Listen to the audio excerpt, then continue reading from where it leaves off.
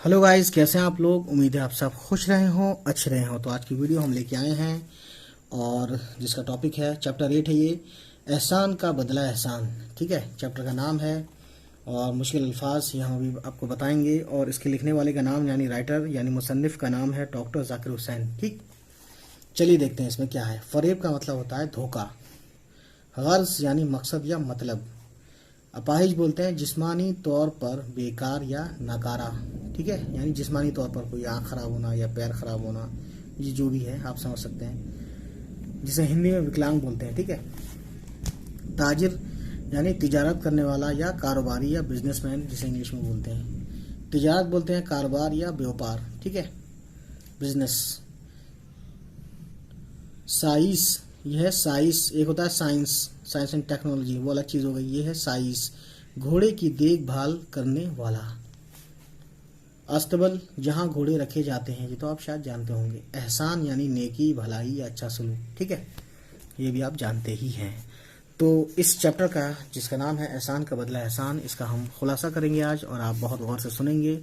और जिसके लिए रीडिंग प्रैक्टिस करनी है वो रीडिंग प्रैक्टिस भी कर सकता है। ठीक है, चलिए फिर शुरू करते हैं सबक का खुलासा। बहुत पहले की बात है कि जब हर तरफ नेक लोग बसते थे, कोई किसी से धोखा नहीं करता था। हिंदू मुसलमान एक दूसरे का ख्याल रखते, जिसका जो हक होता उसे मिल जाता था। उसी ज़माने में एक शहर था, आदिलाबाद शहर। आदिलाबाद शहर में एक दौलतमंद ताजिर रहता था, जिसका दूसरे मुल्कों में लेन देन था, यानी बिजनेसमैन था शायद वो। उसके पास एक कीमती घोड़ा था जो उसने किसी अरब से खरीदा था। एक बार उसे घोड़े पर बैठकर ये दुकानदार तिजारत की गर्ज से जा रहा था कि बेख्याली में एक जंगल में चला गया। ठीक है, उसने देखा कि 6 आदमी उसके पीछे आ रहे हैं। आगे बढ़कर 2 आदमियों ने उस पर हमला कर दिया।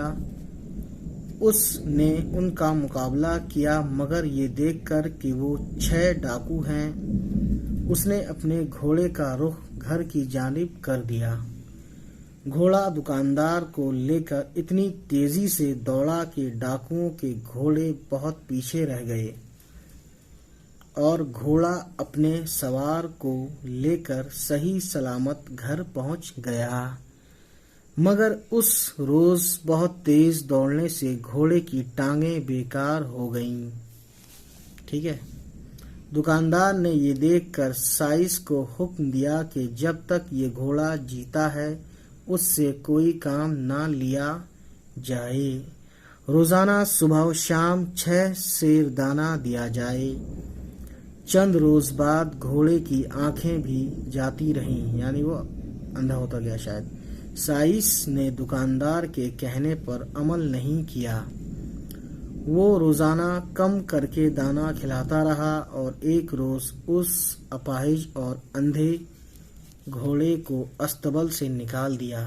That's very sad, you know. उसी शहर आदिलाबाद, यार आदिलाबाद इससे पहले आप देख सकते हैं लिखा हुआ है। ठीक है, तो आदिलाबाद है। उसी शहर आदिलाबाद में एक बड़ी मस्जिद और कुछ फासले पर एक मंदिर था, जहां हिंदू और मुसलमान अपनी अपनी इबादत करते थे। मंदिर और मस्जिद के बीच में एक बहुत ऊंचा घर था।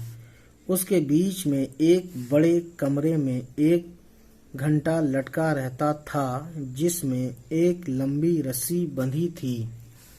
जब किसी शख्स को कोई परेशानी होती या किसी ने जुल्म किया होता तो वो यहाँ आकर घंटा बजाता, लोग इकट्ठे हो जाते और शहर के पंच आकर फैसला सुनाते।